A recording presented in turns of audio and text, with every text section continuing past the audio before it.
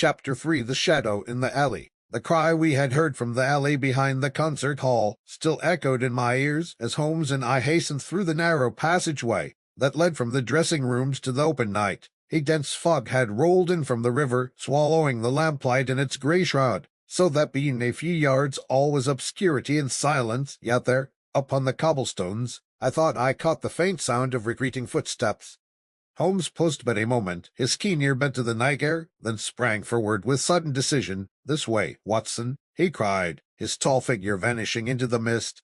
I followed as best I could, though the fog pressed upon us like a tangible wall. The alley twisted and turned between high brick walls, littered with barrels and refuse, until at last it opened into a broader street. There, to the faint glow of a solitary gas lamp, we glimpsed a shadowy form darting across the road. The figure was small, almost childlike in stature, but moved with a curious swiftness that belied its size.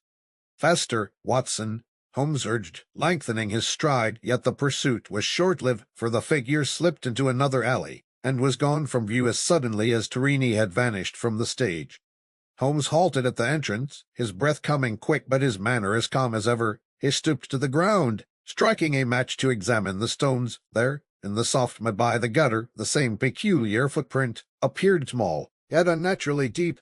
"The same as before," he muttered. "Our elusive shadow leaves his signature wherever he goes, and note, Watson, here beside it, a smear of blackened powder, more of the Turkish snuff our quarry cannot resist, leaving breadcrumbs behind him." We pressed deeper into the alley, lantern raised, until the faint glow revealed a curious sight. Against the wall lay an empty violin case, its lining torn as if by haste. Holmes bent over it eagerly, his sharp eyes drinking in every detail. "This is Torini's case, beyond doubt," he said. "Note the initials engraved upon the brass lock." Harry observed the fibers caught upon the hinge, torn from a man's cuff. If I am not mistaken, the threads are silk, a gentleman's garment, not the apparel of a ruffian. Plot thickens. Watson, Torini did not flee willingly. He was carried off, and his captor is no ordinary criminal. I gazed at the broken case with a sinking feeling. But for what purpose? Holmes, why seize a musician in the midst of his performance? Holmes's eyes gleamed in the lantern light. That, my dear fellow, is the very heart of the puzzle. Music is seldom the cause of crime, yet it may serve as its disguise. Torini's art may have concealed a message, or perhaps it was his person, not his bow, that was sought. We shall know more in due time. Even as he spoke, a new sound reached you as the clatter of boots upon stone. Out of the mist came two constables, their lanterns swinging. They saluted Holmes respectfully, for by now his fame was as wide as the city itself. "Mr. Holmes, sir," one of them said, "the manager sent us round the hall to watch the alleys. Did you see aught of the fellow who slipped away?" Holmes's reply was crisp. "We saw him, yes, but not his face. He is of small stature, moves with remarkable swiftness, and leaves behind him the mark of a child's shoe and the dust of Turkish snuff. You would do well to set your men upon the riverfront and the theatre quarter, for I suspect he is no stranger to these parts." The constables exchanged uneasy glances, then hurried off to obey. Holmes, meanwhile, turned back toward the hall with the air of a man whose thoughts had already leapt far beyond his present surroundings.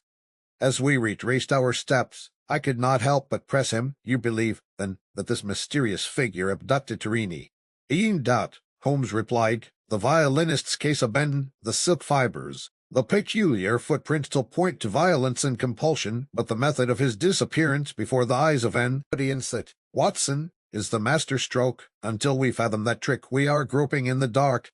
He fell silent, lost in meditation, as we passed once more through the stage door into the concert hall. The audience had by now been dismissed, their voices echoing in the streets beyond, and the great chamber lay eerily silent save for the scurrying of stage hands and the distant toll of a bell.